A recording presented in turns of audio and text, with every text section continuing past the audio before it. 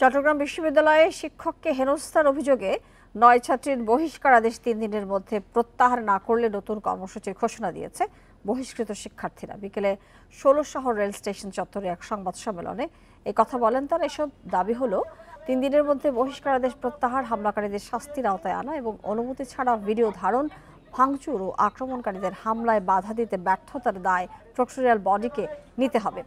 এর আগে দুপুরে বিশ্ববিদ্যালয়ের শহীদ মিনারে বহিষ্কারের প্রতিবাদ, প্রক্টরের কুরুচিপূর্ণ মন্তব্যের নিন্দা এবং অপসারণের দাবি জানিয়ে মানববন্ধন করে শিক্ষার্থীরা। ৫ ফেব্রুয়ারি শেখ হাসিনা হলের সামনে নৌকার প্রতিকৃতি সরানোর ঘটনাকে কেন্দ্র করে সহকারী প্রক্টর অধ্যাপক ডক্টর কোরবান আলীকে হেনস্থার অভিযোগে ১০ শিক্ষার্থীকে বহিষ্কার করে বিশ্ববিদ্যালয় প্রশাসন।